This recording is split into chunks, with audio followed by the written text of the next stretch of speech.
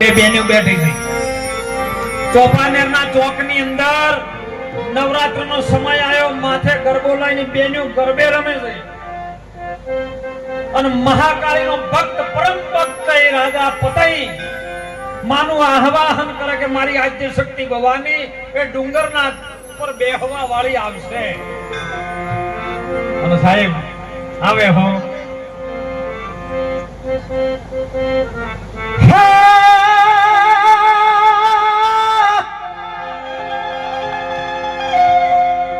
ધનકુખ જીજાબાઈ ને જજ શિવાજી તનનો હતો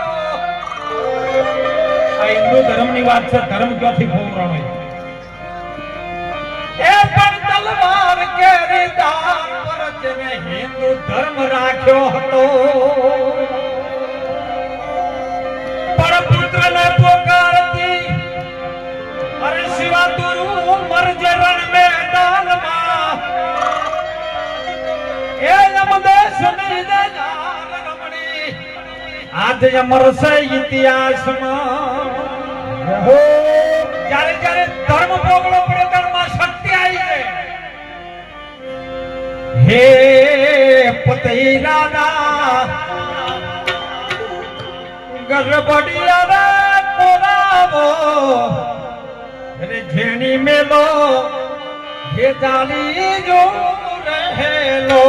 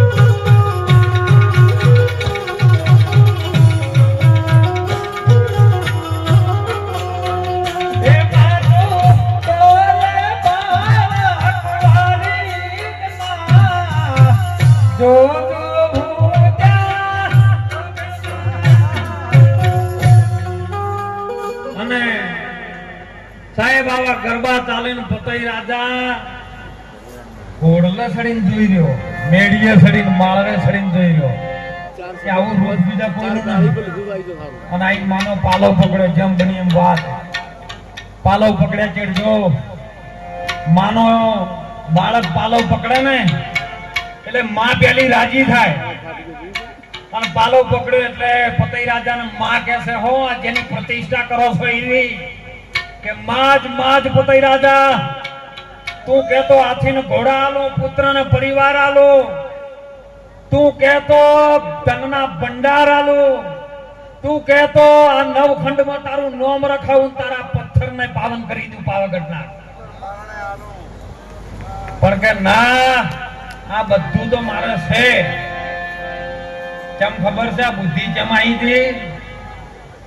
મવડાનું બીજ તમે વાવો ને એટલે ઊંધો વાવવાના હોય, ઉગે ને એટલે પાછો ઊંધો ઉગે. પછી મવડા પાછા આવે તો એને જયારે પાકવાનો ટાઈમ થાય ને એટલે કોઈ ના રાખે ઉપર, તાનું ટસ કરી નાખે બોરો. અને એ મવડું તમે જઈને પેલી નવશાર ને ગોળમાં નાખો અને એના ઉપર પછી સડાવો, એ માટલું ઊંધું, એ માટલામાંથી પાછો પેલો સડીને આવે એ ડેગડા ઊંધો, અને ઠેલીમાં નાખો ને પછી એની ગોઠ ઉપરથી મરાય, એના ઉપરથી ના તોડાય, તોડવાનું એ નીચેથી ઊંધું. હવે એના પીવા વાળો કોદાળો હમો થાય કો, અને આર્યું પી ગયેલો અને બે બોલમાં માગ્યું કે આ બધું છે પણ મારે 16 રોણીઓ છે, પણ તમે મારી પટરાણી બનો. જો માં માજી હોત ને તો પાવાગઢનું નામ પતઈ રાજા અમર બનાવો. જોજો હો પ્રશ્ન જો આવે છે. એક તોરલે કીધું હતું, જાડેજો જયારે વાત કરતો હતો ને, જાડેજાએ નદીમાં બેસ્યો, જે નાવડામાં બેઠો હતો ને એમાં જયારે મૃત્યુની દોર દેખાવા માંડી હતી ને એટલે એને સતી તોરલને માં કીધી હતી. પત્ની તરીકે સ્વીકાર નથી કરી, રાણી તરીકે સ્વીકાર નથી કરી. અને ભજન એ રીતનું છે કે તમે મહાધર્મ ઝીલો, જાડેજા ધર્મને જાણી, રાણી નહીં હોતું.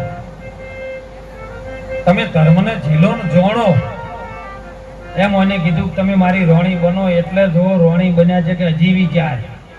તમે લાઈટે કરંટ પકડો ને એટલે 3 વખત ઝાટકા આવે, પણ પછી પકડવાનું કામ તમારું છે, છોડવાનું કામ એનું છે. હવે એને ધારણ કરવા વાળી આ જેવી છે કહો, એટલે કે ના તમે મારી રોણી જ બનો.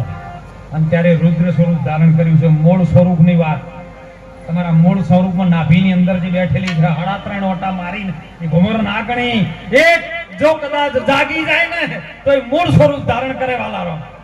અને એની હોમે પછી બીજું કોઈ ન ઉભું રહી શકે. અને મૂળ સ્વરૂપ મહાકાળીનું જયારે પતઈ રાજાએ જોયું ને પછી તો એનો દારૂ બધો ઉતરી ગયો, પરસેવો નેતરવા માંડ્યો, પછી નાઠ્યો. અરે પછી તો મળી બદનામી, જગતમાં નાસી ગયાથી શું વળે. ગજબ ગુજાર્યો હાથે, પછી હવનમાં હાથેથી હર હર કર્યાથી શું વળે. સુકાણો માલ આ ખેડૂત તણો, અને પછી ધોધમાર વરસાદ થયાથી શું વળે. હજી વિચારી લેજો જવાનીમાં, નહીતર ઘડપણમાં પછી હર હર કર્યાથી પગથિયા તોડવાથી કોઈ. હજી લેજો તમારા વગણે અવસર આવ્યો. તન મન ધનથી જો માની લ્યો ને, માનો તો ગંગા માહે, નહીતર બહેતા પાણી. એટલે ખૂબ ભજન કરજો, વ્યસનથી દૂર રહેજો. મારી દીકરીઓને, દીકરા, યુવા ધનોને ટૂંકમાં કહું છું કે મોબાઈલના જેવા ટચમાં છો ને એવા સદગુરુની, સંતોની, મા બાપની સેવાના ટચમાં રહેજો. વિશ્વની અંદર તમામ દેવી દેવતાઓ જાજો, ના નથી. દધા લઈને, માવો લઈને, પેડા લઈને બધું જજો, પણ તમારા મા બાપને પગે લાજીને જાજો. અસલી મહાકાળી, અસલી શિવ એ તમારા માને બાપ છે.